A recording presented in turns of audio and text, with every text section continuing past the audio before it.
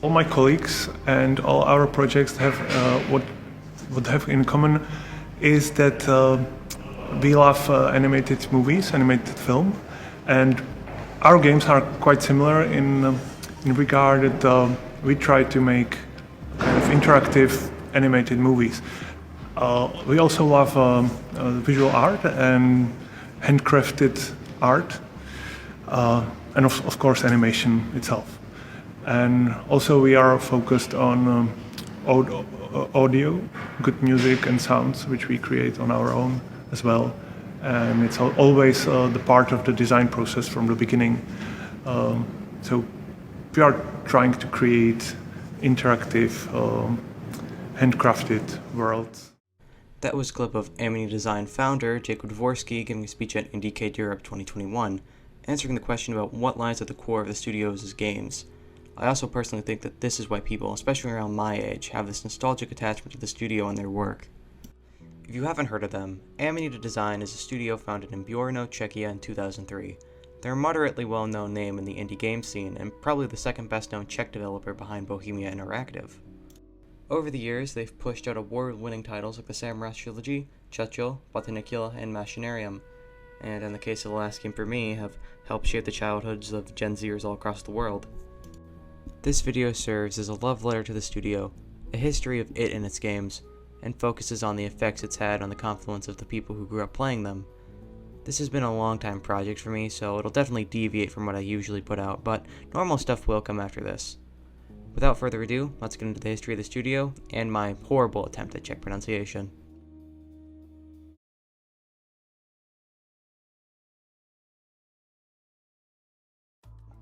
Jacob Dvorsky was born in 1978 in Brno, Czechoslovakia. He spent much of his childhood reading sci-fi and fantasy like Dune and Lord of the Rings. He took up painting and art, taking inspiration from his hometown and the nature around it, to which he found his signature style from. His first experience making video games came from using his brother's Atari 800XE console to produce his own games on. This gave him experience when he eventually received access to a 386 PC, a much more powerful device. It was all mostly just for fun, with him messing around with physics engines and sprite art, until he received an invite from one of his friends to join a group of programmers from around Brno to form their own studio.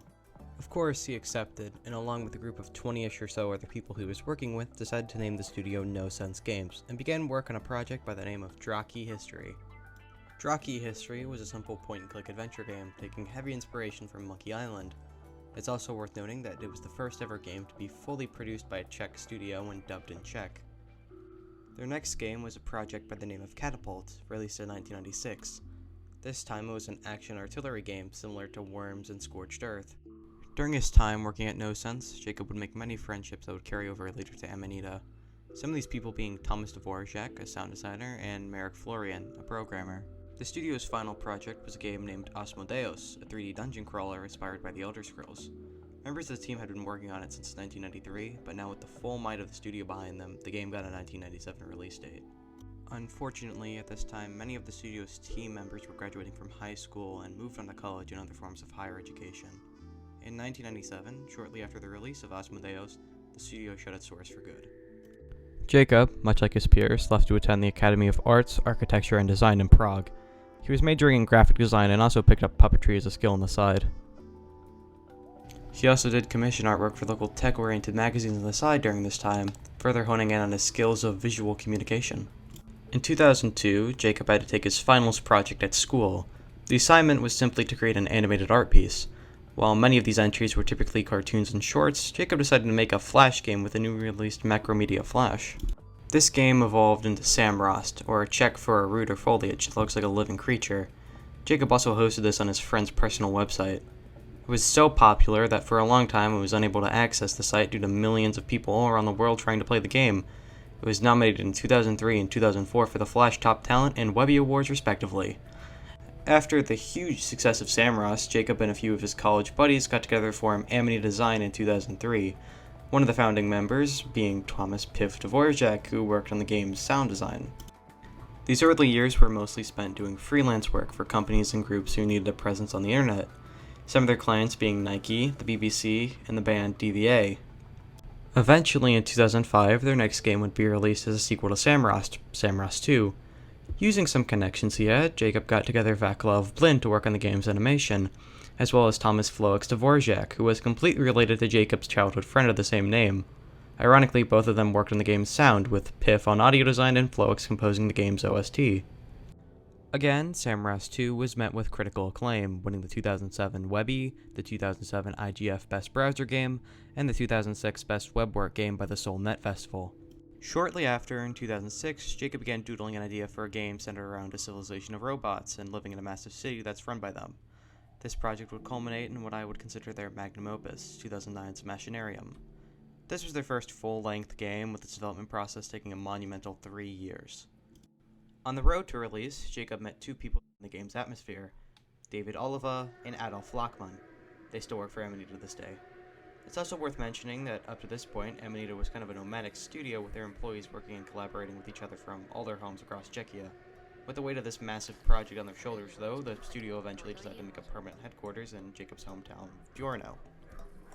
In 2008, Jacob worked on a film with fellow Czech artist Zdeněk Donek, supposed to be directed by Darren Aronofsky, famous for his work on Requiem for a Dream.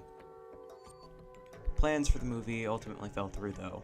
I asked Donek on his Instagram, and he stated that it was mostly due to plans falling through with the funding, with investors showing very little interest in the film. Jacob eventually would get his dream of working on a film 2 years later, though, as we'll soon see. In 2009, Machinarium, the studio's first full-length game, finally released to critical and commercial acclaim. It won IGF's 2009 Excellence Visual Art Award, was nominated at the 2009 DICE Awards, and had its gorgeous soundtrack composed by Thomas Floix Dvorak win PC Gamer's Best Soundtrack of 2009, making it the studio's most awarded game, with it being nominated or winning over 6 awards. As a side project in 2010, Jacob also helped work on a Czech indie film titled Kuki, creating the props and puppets for the film. He also illustrated the novel that tied in with the film, which is why it basically feels like reading an Amanita game. Later that same year, Jacob, after taking a long vacation to the Czech countryside, had an idea for a game focused around bugs trying to protect their garden from parasites. After 2 years in development, Botanicula, the studio's second full-length game, released in 2012. Again, like its predecessors, it was met with critical acclaim. Its awards include Indiecade's Best Story of 2012, IGM's Best Game Music, and the IMAX Store's Best App of 2012. This was also the first game to release around the mobile gaming renaissance, where most people around this time finally began having access to mobile devices capable of decent graphical fidelity. The mobile market would prove to be very fruitful for Amanita, as now all of their releases now see ports to there alongside ones for PC and console. After the release of Botanicula, Amanita saw a pretty sharp hiatus, where for 4 years no new games were released by the studio. Other projects, such as some more music videos for the band DVA, were released, but from 2012 to 2016, it was basically just radio silence on the end of the studio. However, on February 26, 2016, Amanita announced Samras 3, the end of the trilogy. It was much more ambitious than its previous titles, given its long development time, and retailed for the full $20, unlike Samras 2, which was under $10 and sometimes even lower thanks to sales, and especially the original, which had basically just become freeware. Using techniques Jacob had been using since college to create textures, Samras 3 is quite possibly the most visually stunning Amanita game to ever release. The process of taking photos of real-world objects, prettying them up in Photoshop before dropping them into the game world worked wonders in this game's favor. It received the Adventure Game Award in 2016 and was a finalist in IGF's Excellence of Visual Art Award. In 2018, the studio's fourth full-length game, Chuchel, was released quietly with little fanfare. It was teased in 2015 and then silently dropped in the storefronts 3 years later. What makes this game important is that it illustrated the first time that a game by Amanita truly blew up due to exposure from internet celebrities and influencers giving the game a spotlight. Beginning in 2017, Amanita began development of a project that would eventually culminate in 2019's Pilgrims. The game reportedly evolved as an evolution of the card minigame from Samras 3, with the game being set up and designed like a game of poker. It was much more oriented for the mobile platform, so much so that Apple struck a deal with the studio to have it be a launch title for their subscription service, Apple Arcade. In 2020, Amanita released Creeks, the studio's fifth full-length game. This, while maybe not reaching the peaks of their games from a decade ago, is still a monumental achievement for the studio with simply how massive in scope it is. Reports of its development can be tracked back to 2015. Lastly, in 2021, Happy Game, the sixth full-length and first psychological horror game by the studio, was released. It received generally favorable reviews, with it matching the style the studio was known for, with survival horror gameplay of something like Limbo or Amnesia. As of the making of this video, the next game Amanita currently has locked for release is a title called Phenopolis. It's to be a point-and-click adventure title, very similar to those of the studio's past, but now with the added gimmick of being fully created and played through stop-motion animation. Let's start with Machinarium, their magnum opus and my personal favorite of their games. The game's color style breed into this vaguely steampunk but still cozy familiar atmosphere. I know every game from 2009 only used gray and brown in their color palette and had no idea what good saturation was, but this game actively uses that palette to build its world form. The game's art was made on PC, however it feels hand-drawn with how it's stylized and shown to the player. Sometimes the backgrounds look like unfinished concept art with how it's textured. I can't gush enough about how much the art carries the game, so let's talk about the gameplay. It's a simple point-and-click adventure game, akin to Monkey Island and Grim Fandango. You click on objects, get items, and use them in simple puzzles. They can range from rage-inducingly complicated to tough but fair. That's usually why I don't play puzzle games unless I have a YouTube walkthrough open in the second tab. If a puzzle's just too hard for you, you can unlock a hint by playing this weird 2-bit version of Flappy Bird to receive it. This isn't at all hard, but it can get annoying after a while. Even if the developers probably expected 90% of people to just go to YouTube, it's still nice they included this to help people who really just needed that extra push. The story is incredibly simple. You play as a robot named Joseph who needs to save his girlfriend from 2 robbers who plan to blow up the whole city. It's incredibly simple and is entirely told through thought bubbles instead of dialogue, which is incredibly unique. Lastly, I wish to discuss the score. Composed by the aforementioned Thomas Flowick's Dvorak, I don't find it controversial to say that this OST is probably the greatest of any Amanita game. I know it's a rather modern invention, but discovered recently that it pairs well with liminal space images. Seriously, pull up some Autophobia compilations, mute the audio, and have the Machinarium OST playing in a second tab. It's kinda ominous how well they fit. My theory is that both are heavily embedded in the Gen Z psyche, and so, assuming you are one, Gen Zers associate the two closely as you grew up with both. It works with other stuff like Minecraft and Porter Robinson music as well, which only really further proves my point as both really started to blow up when we were young. The music fits the tone of the game perfectly, with it pairing extremely well with Dvorak's sketchbook-style art design. It's also great music to put on the background when you do something more productive, like how I am now typing the script. Anyway, just great job, Amanita, you really hit it out of the park with this one. Botanicula, the studio's second full-length game, is what I'd like to take a stab at next. It shares a lot of DNA with Machinarium, so it shouldn't be a shock when I say it's my second favorite game produced by the studio. Like before, I'm going to talk about the art, gameplay, OST, story, and etc. So, similar to Machinarium, you take the place of a mute, plucky character who shuffles their way around the world with a click of your mouse. You play as an unnamed seed thing and his batch of friends in a giant tree with lots of other sentient plant life. You control them as a group, but can't separate them from each other, so it's less like Dragon Age and more like Earthbound. The art is more minimalist, striking a balance between Machinarium's overly detailed skylines and Sam Ross's ultra-realistic cartooniness. The setting never really changes, so the art is almost uniformly consistent throughout the entire game. I have no problem with this art, as most of it's pretty gorgeous, even if it's not really that impressive. The game's score wasn't composed by Flowick, but rather by the band DVA, who you may remember as working with Amanita previously on other works. I used to prefer the Machinarium OST over this, but after playing the game again for a second time, I realized just how overlooked Botanicula is. If you're not a fan of experimental music, this one might not be your alley, but if you're in the mood for something a little more out of the ordinary, I guess you should give it a listen. Overall, a very solid game. Probably objectively the weakest game I'll be discussing, but I've grown a soft spot for it and like it quite a bit. Besides, if I'm singing its praises this high, you know that just goes to show the average level of quality for the studio's output. Lastly, Samurai 3. You could make an argument saying how it doesn't need to exist and is unnecessary, but I beg to differ. The first 2 Samurai games combined are shorter than this game, and the ideas and mechanics it introduces totally justify this one's existence. Honestly, even if it didn't have those qualities, I wouldn't mind it at all, as it's just an excuse to vibe in this world more.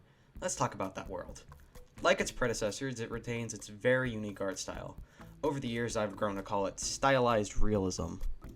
As I mentioned previously, the technique used here works by taking an image of a real-life object, prettying it up in Photoshop or another photo editor, and using it in the game.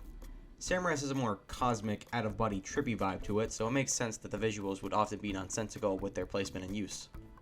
The game also has a weird relationship with mushrooms and fungi. The rocket ship you build about a third through the game is called the Toadstool, and mushrooms can be seen as background fauna throughout the game. This relationship goes back to the very first game, which is where the studio derived its name from.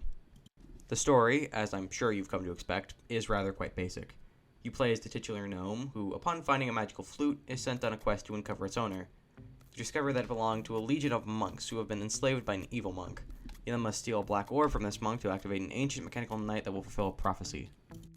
And the score. Oh my gosh, the score. Again, Flowick's return to finish the trilogy, and in my opinion, peaked in the process.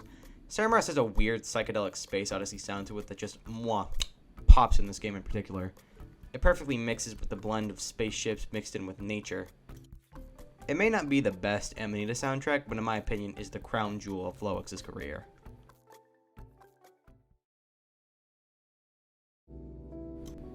Well, there you have it. The studio is something that I've always admired and have had a place for in my heart. Chances are if you're watching this video, you probably are familiar with at least some of their work and have some affinity for it. I just made this video as a big love letter out to the studio, the people behind it, and the stuff it's created. So again, thank you, Amanita. I can't wait to see what the future holds for you. Oh, and as a quick heads up, the next video is probably going to be a bit festive.